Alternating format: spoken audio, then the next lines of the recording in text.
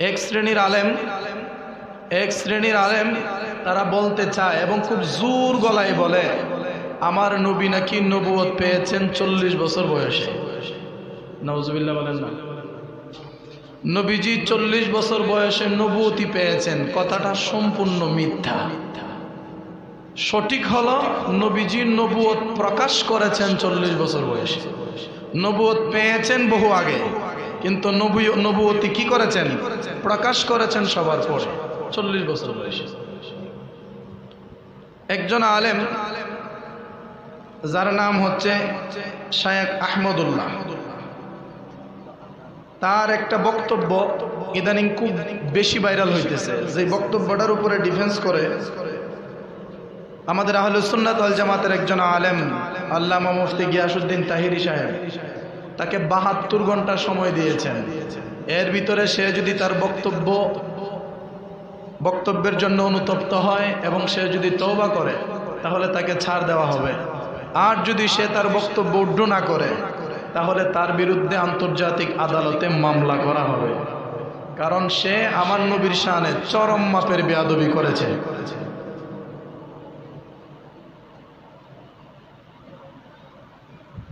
সে বলেছে যে আমার দয়াল নবী নাকি 40 বছর বয়সে নবুয়ত পেয়েছেন, তার আগে তিনি নবী ছিলেন না।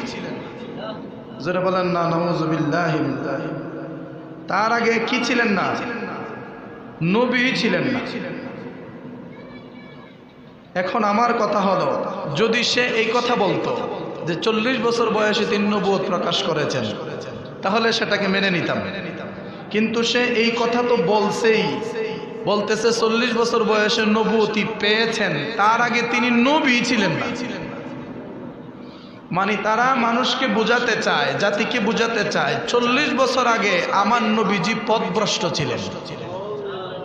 নাউজুবিল্লাহ বলতেন না, যদিও সরাসরি স্বীকার করে না, কিন্তু পরোক্ষভাবে সে সেটাই বুঝাতে চেয়েছেন। এখন আল্লাহর নবী কি জন্মের পরে নবী ছিলেন না? 5 বছর বয়সে কি নবী ছিলেন না? 10 বছর বয়সে নবী ছিলেন। তো সে সরাসরি অস্বীকার করছে। সরাসরি অস্বীকার করার কারণে সে কুফরি করেছে। আর কুফরি করলে বান্দা কি হয়ে যায়? কাফের হয়ে যায়। এখন আসেন, নবীজি নবুয়ত কখন পেয়েছেন? আমার নবীজি হাদিস শরীফের মধ্যে বলেছেন, যে হাদিসটা আল্লামা এম এ জলিল রহমাতুল্লাহ আলাইহি উনার লেখা কিতাবের নাম হচ্ছে নূর নবী সাল্লাল্লাহু আলাইহি সাল্লাম। এই কিতাবের 3 নম্বর পৃষ্ঠাতে একখানা হাদিস এনেছেন হযরত আলী ইবনে হুসাইন ইবনে আলী রাদিয়াল্লাহু তাআলা আনহুর পিতা ও দাদার সূত্রে আমার নবী থেকে বর্ণনা করেছেন। নবীজি ইরশাদ করতেছেন, কুনতু নূরাম বাইনা ইয়াদাই রাব্বি ক্বাবলা খালকি আদামা বিআরবাআতি আশারা আলফি আম। জোরে বলেন না সুবহানাল্লাহ। এই হাদিস কানা বেদায়া ওয়ান নেহায়া এবং আনোয়ারে মুহাম্মদিয়া এই বইয়ের সূত্রে এই হাদিস কানা বর্ণনা করা হয়েছে। যে হাদিসে নবীজি বলতেছেন, আমি নবী আদম সৃষ্টির 14,000 বছর আগে আমার পরওয়ারদিগার আল্লাহর নিকট নূর হিসেবে বিদ্যমান ছিলাম। জোরে বলেন না সুবহানাল্লাহ। আদম সৃষ্টির কত হাজার বছর আগে? 14,000 বছর আগে। এখন আদম সৃষ্টি হয়েছে কত বছর আগে? কোন হিসাব আছে? কোটি কোটি বছর আগে বাবা আদমের সৃষ্টি হয়েছে। বাবা আদমকে সৃষ্টি করার জন্য আল্লাহ তাআলা 4 ধরনের পদার্থ ব্যবহার করেছেন। আব, আতশ, খাক, বাত। আগুন, পানি, মাটি, বাতাস, এই 4টা জাত আল্লাহ তাআলা ব্যবহার করছেন। ওই আদমকে 4টা জাত দিয়ে সৃষ্টি করার 14,000 বছর আগে আমার নবী আল্লাহর নিকটে নূর হিসেবে ছিলেন। মানে নবীর পয়দা হয়ে গেছে। সুবহানাল্লাহ বলেন না। ওই জগতের হিসাবে 14,000 বছর, আর পৃথিবীর জগতের হিসাবে 5,11,511 কোটি বৎসর আগে আমার নবীজি নূর ছিলেন। সুবহানাল্লাহ বলেন না। আদমকে আল্লাহ তাআলা যখন বানাইলেন, ওই আদমকে বানানোর সময় সময়ের যেই ব্যবধান ছিল, সময়ের যেই ডিফারেন্স ছিল, ওই জগতের একদিন বর্তমান পৃথিবীর 1000 বৎসরের সমান। ওই জগতের হিসাবে যদি 14,000 বৎসর হয়, 14,000 বৎসরকে যদি আমরা 1000 দিয়া পূরণ দেই বা গুণ দেই, তাহলে বের হয়ে যায় 511 কোটি বছর। তার মানে আদমকে বানানোর 511 কোটি বছর আগে আমার আল্লাহ আমার নবীকে পয়দা করেছেন। কিন্তু আমার আল্লাহ তাআলা আমার নবীকে পৃথিবীতে প্রেরণ করেছেন সবার পরে। কেন সবার পরে প্রেরণ করেছেন? কারণ প্রধান অতিথি কিন্তু সবার পরে বয়ান করে। কথা ঠিক না বেঠিক? আমার নবীজি হচ্ছেন সৃষ্টির প্রধান অতিথি, আর আমার আল্লাহ তাআলা হচ্ছেন সৃষ্টির সভাপতি। সুবহানাল্লাহ। সমস্ত নবীগণ হচ্ছেন বিশেষ অতিথি, তামাম জাহানের সমস্ত সৃষ্টি হচ্ছে শ্রোতা। আমার নবীজি এত বছর আগে নবী ছিলেন, নবীজির নূর মুবারক আল্লাহ তাআলা সৃষ্টি করেছেন।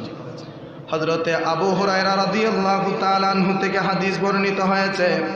হযরতে আবু হুরায়রা রাদিয়াল্লাহু তাআলা আনহু তিনি বর্ণনা করেন, আল্লাহর নবী রাহমাতুল লিল আলামিন, আল্লাহর নবীকে প্রশ্ন করা হয়েছে, ইয়া রাসূলুল্লাহ, আপনি কখন নবী ছিলেন? আপনি কখন নবুয়তি পেয়েছেন? আমার নবী রাহমাতুল লিল আলামিন বলেন, আমি নবী তখন নবী হয়েছি যখন আদম নবী মাটি এবং পানির মাঝামাঝি অবস্থায় ছিল। মাটি এবং পানির মাঝামাঝি অবস্থা, এটা বলতে কি বুঝালেন? মানে মাটি এবং পানি সেটাকে তো মিশাই তৈব নাকি, মিশাইয়া একটা খামির বানাইয়া ওইটা দিয়ে আদমরে বানাইব।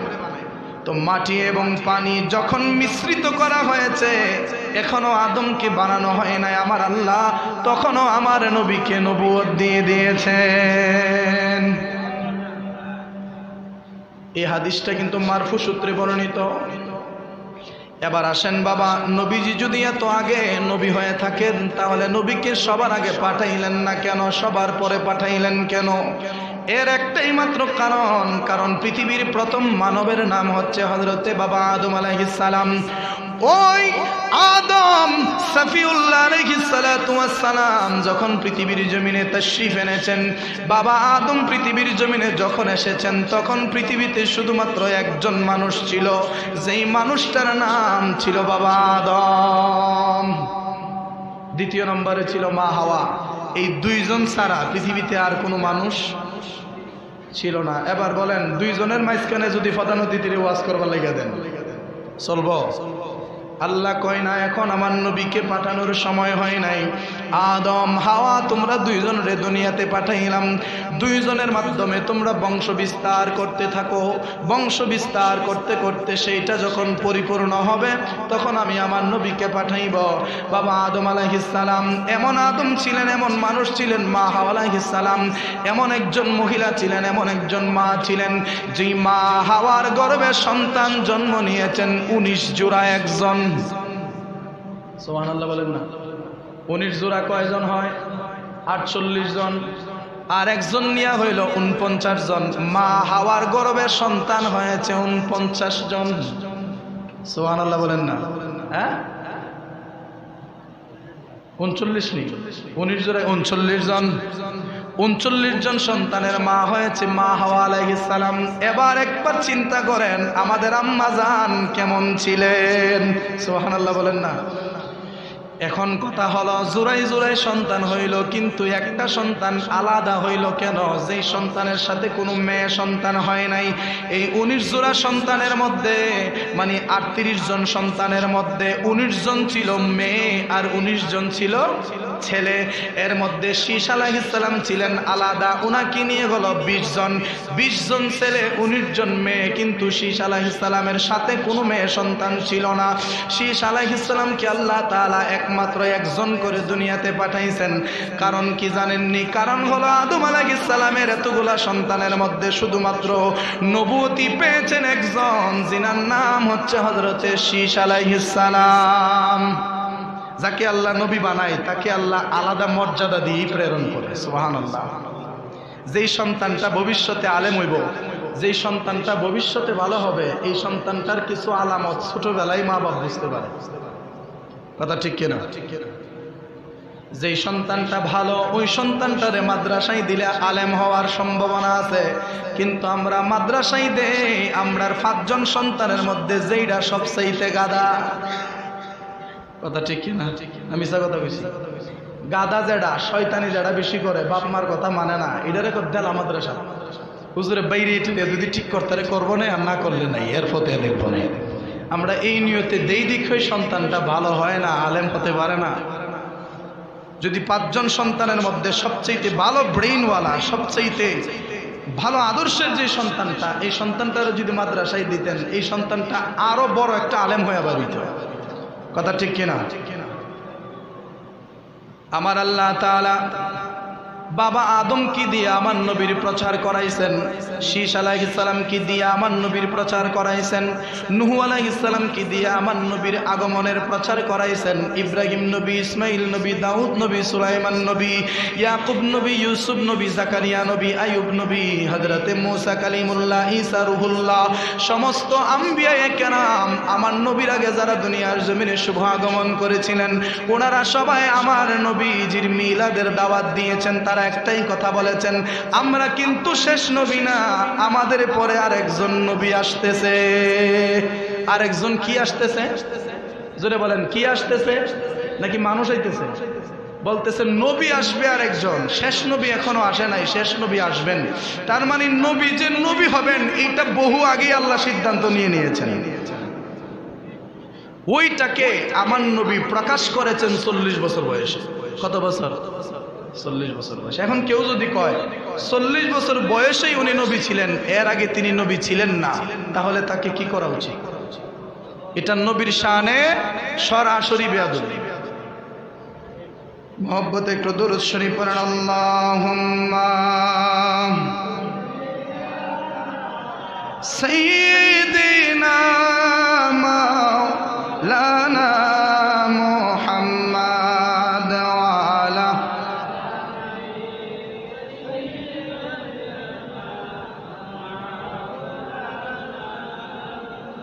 মুহাম্মাদ। আল্লাহুম্মা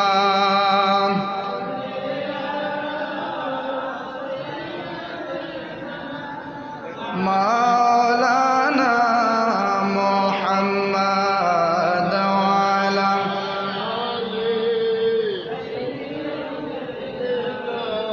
মা। দেখেন এই বেয়াদবে কি কয়, আপনারা শোনাইতেছি, একটু শুনেন আপনারা।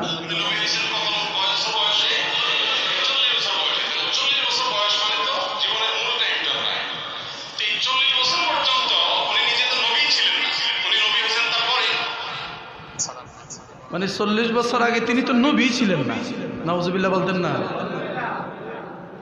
কেমন বেয়াদব, এবার চিন্তা করেন।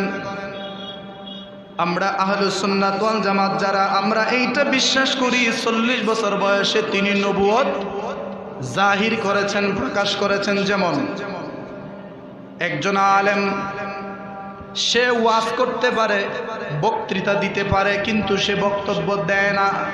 যখন তার বয়সটা পরিপূর্ণ হয়েছে তখন সে বক্তব্য দিয়েছে। এখন কেউ যদি বলে বক্তব্য দেওয়ার আগে সে আলেম হয়েছিল না, হ্যাঁ? আচ্ছা বলেন, MBBS এর সনদ হাতে আসার আগ পর্যন্ত সে ডাক্তার কিনা? ডাক্তার। সনদ হাতে আসার আগ পর্যন্ত সে কিন্তু সার্জারি করতে পারে, সে সব রোগের মানে নির্ণয় সে করতে পারে, কিন্তু তার কাছে কি নাই? সনদ নাই। এই সনদটা পাওয়ার পরে সে পরিপূর্ণ ডাক্তার হয়ে গেছে। এখন যদি কেউ বলে যে সে সনদ পাওয়ার আগে ডাক্তারই ছিল না, এটা ভুল না? আমার নবীজি নবী ছিলেন জন্মের আগেই, নবী ছিলেন জন্মের পরেই, কিন্তু সেটা আল্লাহ তাআলার হুকুমে প্রকাশ করেছেন 40 বছর বয়সে। নতুবা নবী যদি শিশুকালে নবুয়ত প্রকাশ করতেন, মক্কার কাফেরদের দ্বারা নবী আরো বেশি নির্যাতিত হইতেন। যে ছোট বাচ্চা ককিতা কথা ঠিক কিনা? এই জন্য 40 বছর যখন পরিপক্ক একটা বয়স হলো, নির্ধারিত একটা বয়স হওয়ার পরে আল্লাহ তাআলা আমার নবীকে বললেন, নবী গো এবার নবুয়ত জাহির করতে পারেন। আমার নবী তখন প্রকাশ্যে বলে দিলেন যে আমি আল্লাহর প্রেরিত রাসূল, আমার কাছে তোমরা দিন গ্রহণ করে তাওহীদের অন্তর্ভুক্ত হয়ে যাও। ছোটবেলায় নবীজির বয়স তখন বেশি না, অল্প বয়সের নবী। আল্লাহর নবী রাহমাতুল্লিল আলামিন রাস্তা দিয়ে যাচ্ছেন, এক ইহুদি নবীজির আদর্শ সম্পর্কে জানছে। জানার পরে আমার নবীর সাথে যখন দেখা হইল, হওয়ার পরে বলে তুমি কে? আমি তো আব্দুল্লাহর ছেলে। তোমার নাম কি? মোহাম্মদ। হ্যাঁ। আমি শুনেছি তুমি নাকি ভবিষ্যতে নবী হইবা, তুমি নাকি নবী হইছো বা এইরকম কিছু শুনেছি। এবার তুমি যে নবী সেইটার প্রমাণ কি তুমি দিতে পারবা কিনা বলো। আল্লাহর নবী কয় আমি যদি আমার জবানে বলি আমি নবী, তাহলে তুমি বিশ্বাস করতেও পারো, নাও করতে পারো। তোমার কাছে কি আছে এটা বলো। আমার কাছে তো একটা হরিণ আছে, আপনি তো দেখতেই পাচ্ছেন। এই হরিণটার গর্ভের মধ্যে সন্তান আছে। আমার নবী ডাক দেয়া কই কি করলে তুমি বিশ্বাস করবা যে আমি নবী? তুমি যদি একটা এইরকম কিছু অলৌকিক কিছু দেখাইতে পারো তাহলে বিশ্বাস করব তুমি নবী। আল্লাহর নবী ওই হরিণের পিঠের মধ্যে হাত রাখলেন। হরিণের পিঠের উপরে হাত রেখে নবীজি হরিণকে নবীজি উদ্দেশ্য করে বলতেছেন, ওরে হরিণ তুই বইলা দে আমি নবীকে।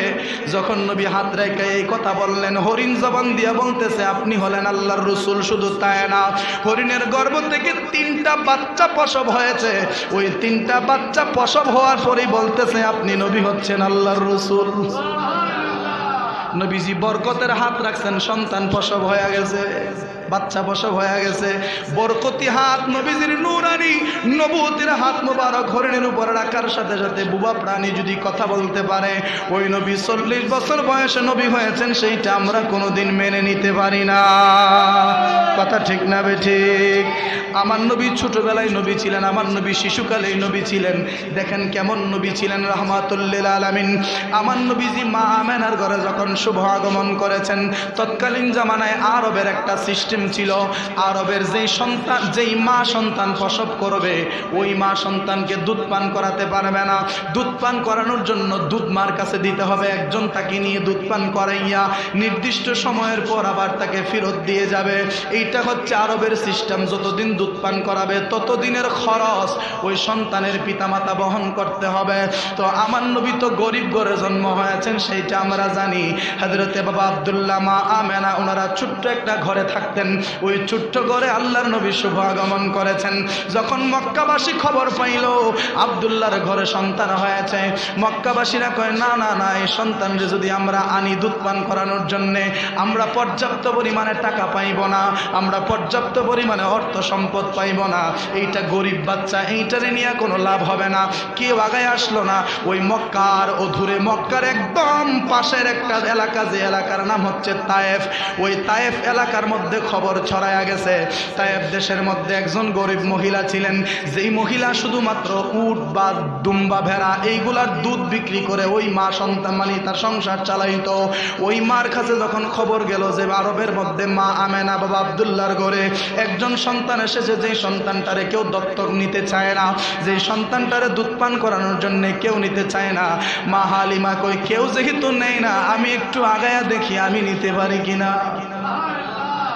মা আমেনা, মা হালিমাতুস সাদিয়া, উনি একটা উটের উপরে সাওয়ার হলেন। যেই উটটা ছিল অত্যন্ত বৃদ্ধ, উটটা ছিল অত্যন্ত দুর্বল, মানে আস্তে আস্তে হাঁটে, ধীরে ধীরে হাঁটে, দৌড়াইতে পারে না, ধীরে ধীরে হাঁটে। অনেক দিন পর মা হালিমা তায়েফ শহর থেকে তিনি মক্কা এসে পৌঁছলেন। পৌঁছার পরে মানুষ জিগায়, কিও হালিমা তুমি এত দূর থেকে আসলা কেন? তো শুনছি আব্দুল্লাহর ঘরে নাকি একটা ফুটফুটে সন্তান হয়েছে, ওই সন্তানটার আমি দুধ পান করাবো এই নিয়তে এসেছি। মক্কার মানুষ মা হালিমারে জিগায়, হালিমা তুমি যেই সন্তানটারে নিবা, তুমি তো কোনো টাকা পাইতা না, পয়সা পাইতা না, কারণ গরিব মানুষ, তোমারে দিবই কি, তারা খাইতেই পায় না। জোরে বলেন না নাউজুবিল্লাহ। কানের মধ্যে যখন এই কথা শোনায় দিল, মা হালিমা ডাক দিয়া কয়, তোমরা যা কিছুই বলো না কেন, আমি একটা নজর সন্তানটারে দেখার জন্য হলেও যাব। মা হালিমা চলে আসলেন বাবা আব্দুল্লাহর ঘরে। আয়েশা দেখে এই সন্তান তো সাধারণ কোনো সন্তান না, যেই সন্তানের চেহারার দিকে তাকাইলে আকাশের পূর্ণিমার চাঁদ হার মাইনা যায়। জোরে বলেন না সুবহানাল্লাহ।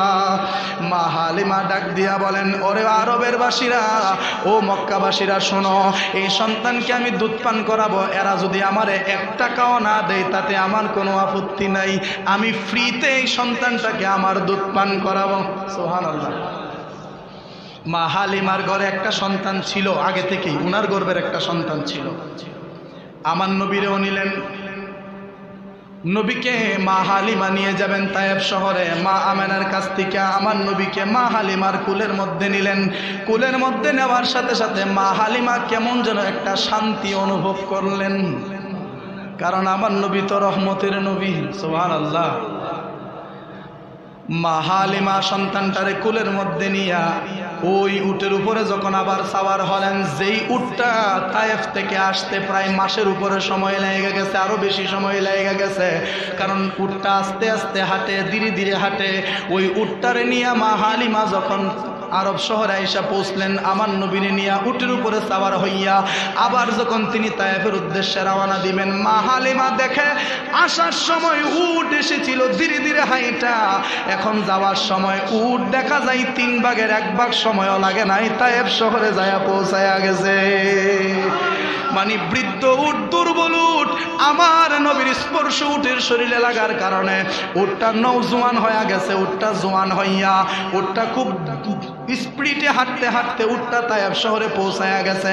মা হালিমা 1 নম্বরে বুঝতে পারলেন, প্রথম যখন সন্তানটার দিকে তাকাইলেন তখন তিনি বুঝতে পারলেন এটা সাধারণ কোনো সন্তান না। দ্বিতীয় নাম্বার, মা হালিমা যখন সন্তানটারে কোলে উঠাইলেন তখন তিনি শান্তি অনুভব করলেন, এতেও বুঝতে পারলেন তিনি সাধারণ কোনো সন্তান না। উটের উপরে সাওয়ার করার পর উট যখন জোয়ান হয়ে গেছে, মা হালিমার বুঝতে বাকি নাই এইটা সাধারণ কোনো সন্তান না। নিয়ে গেলেন মা হালিমা, গরিব মানুষ, নিয়ে আমার নবীর দুধ পান করাতে লাগলেন। কিন্তু নবীজি ছোটবেলায়ও বেইনসাফি করেন নাই। আমার নবীর জন্য মা হালিমা ওনার ডান স্তন নবীর জন্য বরাদ্দ রেখেছেন, আর ওনার নিজের সন্তানের জন্য বাম স্তনটা বরাদ্দ করেছেন। তো আল্লাহর নবী রাহমাতুল্লিল আলামিনকে দুধ পান করানোর সময় ডান স্তনের দুধ পান করার শেষে যখন বাম স্তনে দুধ পান করাইতে চাই, আল্লাহর নবী মুখ ফিরায় নেয়। আল্লাহর নবী মুখ ফিরায় নেয়, দুধ পান করে না। হালিমা কই, কি ব্যাপার, আমার সন্তান দুধ পান করে না কেন? নবীজি তখন মা হালিমারে বুঝাইয়া দিলেন, ও আম্মা জান শুনেন, আমার জন্য বরাদ্দ ডান স্তন, এইটা আমার হক, আর বাকি যে স্তনটা এটা তো আমার দুধ পায়ের হক। সুবহানাল্লাহ বলেন না? তো আরেকজনের হক আমি কিভাবে নষ্ট করতে পারি? তাইলে যেই নবী ছোটবেলায় এইরকম মুজেজা দেখায়, যেই নবী ছোটবেলায় এইরকম কারামত দেখায়, এইরকম মুজেজা অলৌকিক ঘটনা দেখায়, অলৌকিক ঘটনা তো কোনো নবী ছাড়া আর কেউ দেখাইতে পারে না। কথা ঠিক না বেঠিক? সূরা দুহা, অদ্দুহা সূরার মধ্যে একটা আয়াত আছে, যে আয়াতটা হচ্ছে ওয়াওয়াজাদাকা দাল্লান ফাহাদা, যেটার অর্থ সমস্ত বাতিলরা এইভাবে করছে, হে নবী আপনাকে মহান আল্লাহ তাআলা পথভ্রষ্ট পেয়েছেন, অতঃপর পথ দেখিয়েছেন। সূরা বলেন না নাউযুবিল্লাহ। আপনাকে আল্লাহ পথ হারা পাইছেন, মানে আপনি 40 বছরের আগে পথই চিনতেন না। নাউযুবিল্লাহ বলেন না। আপনাকে 40 বছর বয়সে নবুয়ত দেওয়ার পর আপনি পথ চিনছেন। এটা সমস্ত বাতিলদের তরজমা। কিন্তু আলা হযরত আজিমুল বরকত ইমামে ইশকে মহব্বত, উনি উনার এই কানজুল ইমানের ভিতরে এই সূরা দুহার তাফসীর করেছেন। উনি দেখেন একজন আশেকের তাফসীর কত সুন্দর। এই জন্য আমি বলি কি জানেন, সমস্ত মোল্লার আর কিতাবও পড়ার কোনো দরকার নাই। সব মোল্লার কিতাব পড়লে আপনি বেঈমান হয়ে যাবেন। ওই যে দেখেন আলা হযরত কি বলতেছেন, ওয়াওয়াজাদাকা দাল্লান ফাহাদা, যেটার অর্থ সবাই করেছেন এইভাবে যে আল্লাহ তাআলা আপনাকে পথহারা পেয়েছেন, আল্লাহ তাআলা আপনাকে গুমরা পেয়েছেন, আল্লাহ তাআলা আপনাকে মানে ভুল পথে পরিচালিত হতে দেখেছেন, অতঃপর ফাহাদা আপনাকে পথ দেখাইছেন। জোরে বলেন না নাউযুবিল্লাহ। কিন্তু আলা হযরত বলতেছেন ওয়াওয়াজাদাকা দাল্লান ফাহাদা, এবং আপনাকে আল্লাহ তাআলা আল্লাহর প্রেমে আত্মহারা পেয়েছেন। সুবহানাল্লাহ বলেন না। মহান আল্লাহ তাআলা আপনাকে তার রবের প্রেমে দেওয়ানা হিসেবে পেয়েছেন, অতঃপর রবের দিকে আপনাকে পথ দেখিয়েছেন। জোরে বলেন না সুবহানাল্লাহ। উনি কত সুন্দর করে তর্জমাটা করলেন, আর হেরা কিভাবে তর্জমাটা করলো। এদের তর্জমা এবং এদের বক্তব্য দুইটাকে একত্র করলে এইটাই প্রমাণ হয়, তারা এইটাই প্রমাণ করতে চায় 40 বছর আগে আমার নবী পথভ্রষ্ট ছিলেন। নাউজুবিল্লাহ বলতেন না? অথচ যিনি ছোটবেলায় মানুষদেরকে হিদায়াতের পথে রেখেছেন, একটু চিন্তা করেন না, হেরা তর্জমা করছে আপনাকে পথ হারা পাইছেন, আপনি গুমরা হয়ে গেছিলেন, এরপর আল্লাহ আপনার পথ দেখাইছে। এই অর্থটা সঠিক নাকি আল্লাহ তাআলা আপনাকে আল্লাহর প্রেমে দেওয়ানা পেয়েছেন, অতঃপর আপনাকে রবের দিকে পথ দেখিয়েছেন? এই অর্থটা সুন্দর না? এবং এই অর্থটা নবীর শানের উপরে কোনো কলঙ্ক আসে না। এই অর্থের মাধ্যমে নবীর শান আরো ফুটে ওঠে। কথা ঠিক না বেঠিক? এতেই বোঝা যায় কে নবীর আশেক আর কে নবীর দুশমন। কথা ঠিক না বেঠিক?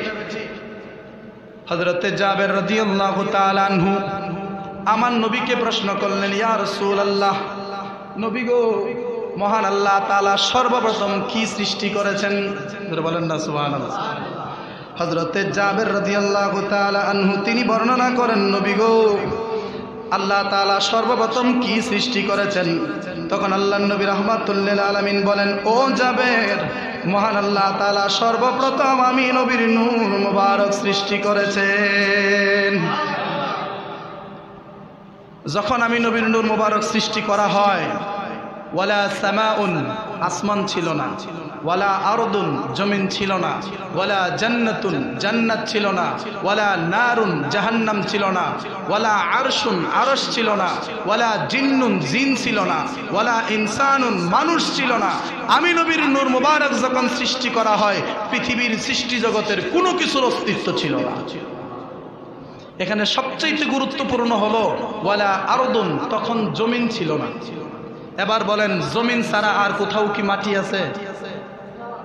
মাটির অস্তিত্ব কোথায়? জমিনে। নবী কয়, যখন আমারে বানানো হয় তখন জমিন ছিল না। তো জমিন নাই মানে মাটির অস্তিত্ব নাই। কথা ঠিক কিনা?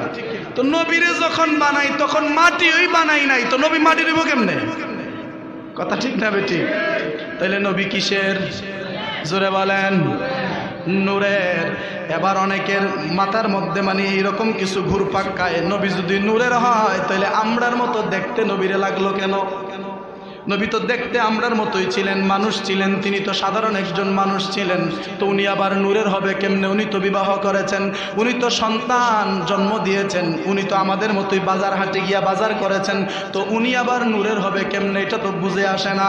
আরে বেকুবের দল, আল্লাহর নবী রাহমাতুল লিল আলামিন যদি নূর হইয়া নূরের সুরতে যদি জমিনের মধ্যে আসতেন, নবীর নূরের তাজাল্লিতে তামাম জাহানটা পুইরা সারখার হয়ে যাইত। যেমন এই যে এই দুইটা লাইট কিসের? 12 ভোল্ট। কত ভোল্টের? 12 ভোল্টের। আর এই লাইটটা 220 ভোল্টের। এখন 220 ভোল্টের বাল্ব আর 12 ভোল্টের বাল্ব, এখন 12 ভোল্টের বাল্ব তো এটার মধ্যে আলো দিতেছে দেখা যায়। তো এখন যদি কোন যে না এটার এটা লাগাই দেই, মানে 12 ভোল্টের এনে 220 লাগাই, জ্বলবো নাকি লাইট জ্বলবো? মানে লাইট নষ্ট হয়ে যাবে, লাইট পুড়ে যাবে। কেন পুড়ে যাবে? কারণ এইটার পাওয়ারের সাথে ওইটার পাওয়ার ম্যাচিং হয় না। আল্লাহর নবী রাহমাতুল লিল আলামিন হচ্ছে নূরুন আলা নূর, যেই নবীর নূর থেকে তামাম জাহানের পয়দা হয়েছে। এখন যেখানে তামাম জাহান নবীর নূর থেকে পয়দা, ওইখানে নবী যদি অরিজিনাল নূর নিয়ে জগতের মধ্যে আসেন, ওনার অরিজিনাল সুরত নিয়ে যদি জমিনের মধ্যে আসেন, ওনার নূরের তাজাল্লিতে মানুষ, মানব, দানব, জিন, ইনসান সব জ্বল্লা পুরা ছাই হয়ে যাবে। এই জন্য আল্লাহ কয়, আপনি নূরের, কিন্তু মানুষের মধ্যে যাবেন আপনি মানুষের সুরতে। সুবহানাল্লাহ বলেন না? কারণ আপনাকে যদি নূরের বানাইয়া পাঠায়, তাইলে তারা আপনার মানুষ মনে না করতে পারে, মনে করবো যে আপনি মনে অন্য কোনো জাতি। তো আমি তো আপনাকে অন্য কোনো জাতি বানাইয়া পাঠাই নাই, আপনার আমি মানুষদের মধ্য থেকেই বের করেছি। সুবহানাল্লাহ। আপনি নবী আকারে ইঙ্গিতে, দেখতে শুনতে, নকশায় নমুনায় আপনি নবী মানুষ। সুবহানাল্লাহ। কিন্তু হাকিকতে আপনি নবী হচ্ছেন আমি আল্লাহর কুদরতি নূর। জোরে বলেন না সুবহানাল্লাহ। তাইলে বাবা, আল্লাহর নবী রাহমাতুল লিল আলামিন তিনি সৃষ্টির পর থেকেই নবী, 40 বছর বয়সে তিনি নবুয়ত প্রকাশ করেছেন। কথা ঠিক না বেঠিক? 40 বছর বয়সে তিনি নবুয়ত প্রকাশ করেছেন, কারণ নির্দিষ্ট একটা বয়স লাগে। কথা ঠিক কিনা? যেমন এখন আমি যদি এমন কোনো কথা বলি যেই কথা আমার বয়সের সাথে ম্যাচিং হবে না, তাহলে আপনারাই কইবেন দেহ বাচ্চা বেড়া ওই বাউন্না বেড়া কিতা কয়, তার সাথে যায় না, মানে বড় বড় কথা কয়, এরকমটা বলবেন না আপনারা? স্বাভাবিক, এটা বলবেনই আপনারা। কেন? কারণ এটা বয়সের সাথে ম্যাচিং হয় না। আল্লাহর নবী যদি উনি 10 বছর বয়সে নবুয়ত প্রকাশ করতেন যে আমি আল্লাহর নবী, তাহলে মানুষ কইতো এই ছোট বাচ্চা নবীও কেমনি, মানুষ আরো দূরে সরে যাইত। 40 বছর বয়সে নবীজি যখন পরিপক্ক হয়েছেন, বয়স যখন ওনার মানে একদম পরিপক্ক হয়েছে, তখন আল্লাহ তাআলা নবীকে নবুয়ত প্রকাশ করার অনুমতি দিলেন। তখন নবী প্রকাশ্যে বলে দিলেন আনা রাসূলুল্লাহ, আমি আল্লাহর রাসূল। জোরে বলেন না সুবহানাল্লাহ। দরুদ শরীফ পড়েন আল্লাহুম্মা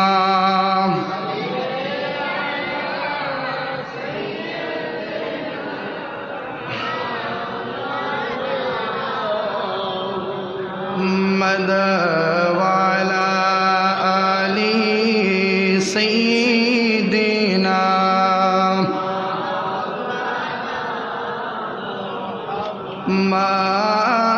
اللهم صل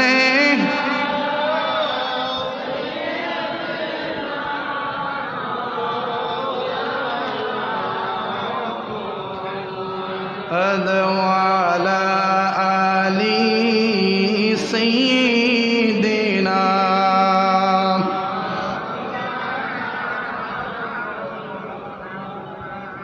বাবা সময় সংক্ষিপ্ত, এই জন্য শেষ করে দিচ্ছি। তাইলে নবীজি ছোটবেলা থেকে কি ছিলেন?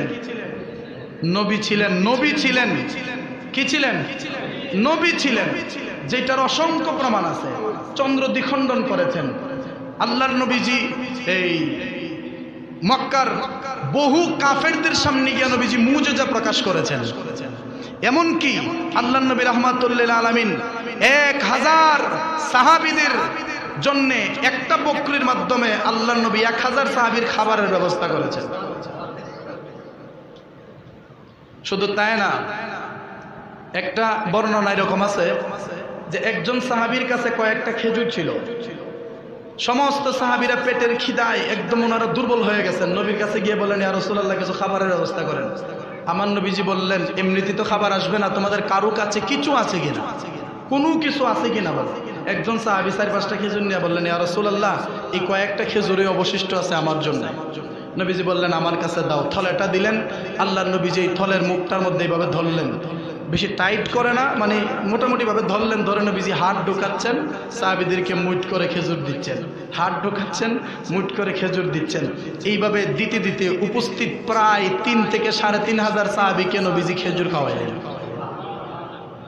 খাওয়ায়া নবীজি বললেন এই যে প্যাকেটটা বা এই যে থলেটা, এটা তুমি নিয়ে যাও, খুব সতর্কের সাথে এটাকে রেখে দিবা। যতদিন এইটার মুখ খুলে ভিতরটা তুমি দেখবা না, ততদিন পর্যন্ত এটার খেজুর ফোরাবে না। ওই সাহাবী নিয়ে রেখে দিলেন। ওই সাহাবী যখন ওই পেটে খিদা লাগে তখন এইটার থেকে খেজুর বের করে খায়। তো উনার স্ত্রীর মনের মধ্যে একটা সন্দেহ ঢুকলো, কি ব্যাপার, আমার স্ত্রী যে থলে ডাইনা তুইল, আজকে তো কয়েক বছর হয়ে গেল, দেখি হাত ঢুকায় আর খেজুর খায়, ব্যাপারটা কি? খেজুর আয়ে করতে, খেজুর আসে কোথায় থেকে? ওই মহিলা সাহাবীর স্ত্রী কি করলেন, ওই খেজুরের তলের মুখটা খুলে ভিতরটাকে একটু দেখতে চাইলেন। ওই মহিলা তাকায়া দেখে যে 5টা খেজুর প্রথমে ছিল, এই 5টা খেজুর তলের ভিতরে অবশিষ্ট আছে। এরপরে সাহাবী যখন হাত ঢুকায়, খেজুর আর আসে না, কারণ বরকত কি হয়ে গেছে, বরকত চলে গেছে। কেননা নবীজি বলেছিলেন তুমি যতদিন না দেখে খাইতে পারবা ততদিন তুমি খাইতে পারবে, এমনকি তোমার 14 পুরুষ পর্যন্ত খাইতে পারবে, এটার খেজুর কমাতে পারবে না। এটা হচ্ছে নবীর বরকতের হাত। যে যেই নবীর হাত মোবারক এত বরকত, যেই নবীর থুতু মোবারক এত বরকত, লবণাক্ত কুয়া। হাদিস সাহেবরা একটা কূপের পানি কিন্তু পান করে, যেই কূপের পানি মিষ্টির মতো, একদম অনেক মিষ্টি লাগে। কূপের নামটা আমার স্মরণ নাই, বীরে মাউন না কি জানে কয় এটাকে। এইরকম একটা কুয়া, যেই কুয়ার পানি ছিল অত্যন্ত লবণাত্মক, লবণাত্মক কুয়া ছিল। সাহাবায়ে কেরাম পানির পিপাসায় কাতর, নবীজি থুতু দিলেন, থুতুর বরকতে লবণাক্ত কুয়া মধুর মতো মিষ্টি হয়ে গেছে। এই যদি হয় নবীর গুণ, ওই নবী 40 বছর বয়সে নবুয়ত পেয়েছেন, এটা আমরা কোনোদিন মেনে নিতে পারি না। ওই আহমদুল্লাহকে আমরা দ্রুত তওবার আহ্বান জানাচ্ছি। কথা ঠিক না ঠিক? আমি একটা পোস্ট করছি ফেসবুকে, অনেকে পাইছেন হয়তো। আমি এইভাবে বলছি যে এক তাহিরি খুচা দেওয়াতে শত শত কেঁচু গর্ত থেকে বের হয়ে এসেছে। এটা বলতে কি জানেন, এই আহমদুল্লাহর পক্ষে সাফাই গাওয়ার জন্য বহু আলেম দাঁড়ায় গেছে এর পক্ষে, যে আহমদুল্লাহ সাহেব যেটা কইছে এটি ঠিক, উনি 40 বছর বয়সে নবুয়ত পাইছেন। বহু সাফাই গাওয়ার জন্য বের হয়ে গেছে, যাদেরকে আমরা অন্যরকম ভাবতাম একটা, কিন্তু তাহির এই খুসাটা দেওয়ার পর থেকে দেখা গেছে যে সব আসল চরিত্র বের হয়ে গেছে, জাতির সামনে পরিষ্কার কে নবীর আশেক কে নবীর দুশমন। সরাসরি নবীর শানে কেউই বেয়াদবি করে না, সরাসরি কেউই করে না। যাদেরকে আমরা ওয়াহাবি বলি, এরাও কিন্তু নবীর শানে সরাসরি বেয়াদবি করে না, এরা ভালোবাসা দেখাই দিয়ে বেয়াদবি করে।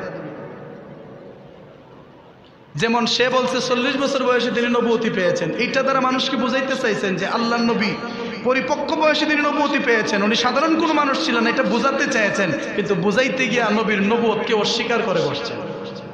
কথা ঠিক কিনা? এইভাবেই তারা স্লিপ করবে, কারণ কুল্লু শাইইন ইয়ারজিউ ইলা আসলি, নবী কয় প্রত্যেক বস্তু তার মূলের দিকে প্রত্যাবর্তন করবে, প্রত্যেক বস্তু তার মূলের দিকে দাবিত হবে। কেউ যদি জাতিগত সুর হয়ে থাকে, যত বড় ভালো মানুষ হোক, একদিন না একদিন হে সুরের সাথে সংযুক্ত হবেই। যে ওয়াহাবি, যে খারিজি, যে রাফিজি, যে শিয়া, যে মুতাজিলা, যে আহলে হাদিস, যে লামাযহাবি, যে কওমি, যে আপনার সালাফি, যে কাদিয়ানি, যে সুন্নি, এক কথাই 72-73টা দলের যে মানুষগুলি আছে, এই মানুষগুলি যেই দলেরই হোক, সে যদি ওই দল ছাইরা নতুন কোন দলে আসে, সে একদিন না একদিন তার আসল দলে ফিরে যাবে। যেমন বহুত ওয়াহাবি ইমাম সাহেব আছে, মিলাদ কিয়াম কইরা মানুষের সামনে সুন্নি প্রমাণ হইছে, ওয়া সুন্নি মসজিদ তাহে মিলাদ কিয়াম করে, খুব সুন্দর ওয়াজ করে, মানুষ বুঝেই না এটা ওয়াহাবি না সুন্নি। আছে না নাই? মনে রাখবেন, মিলাদ কিয়াম সুন্নিদের মাপকাঠি না, কারণ 50টি হাদি আল্লুবে ওয়াহাবিও মিলাদ করবে। কথা ঠিক কিনা? এই জন্য কি আরে সুন্নিগঞ্জ যাব? সুন্নি হচ্ছে আকীদায়ে সুন্নি। কোন সুন্নি? আকীদায়ে সুন্নি।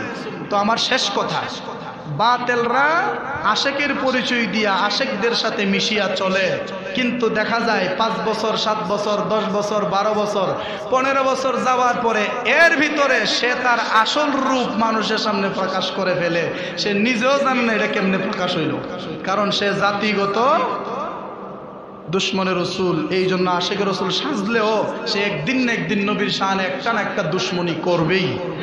কথা ঠিক কিনা? আল্লাহ তাআলা আমাদের সবাইকে সকল বাতিল ফিরকার হাত থেকে হেফাজত করুক, সকলে পড়ি আমিন। আমরা আহলে সুন্নাত ওয়াল জামাত, আমরা সুন্নি জামাত নাজাত প্রাপ্ত দল। আমাদের উচিত 5 ওয়াক্ত নামাজ পড়া, আমাদের উচিত রমজানের রোজা রাখা, হজ করা, যাকাত দেওয়া, হালাল হারাম বাচ্চা চলা, গরিবদেরকে সহযোগিতা করা, আল্লাহর রাস্তায় দান সদকা করা। আমাদের আমলের মাধ্যমে জাতিকে আমাদের বোঝানো দরকার আমরাই প্রকৃত সুন্নি। কথা ঠিক না ঠিক? আল্লাহ আমাদেরকে কবুল করুন, সকলে পড়ি আমিন। আসসালামু আলাইকুম ওয়া রাহমাতুল্লাহি ওয়া বারাকাতুহু। যারা সুন্নাত পড়েন নাই, সুন্নাত পড়েন 4 রাকাত।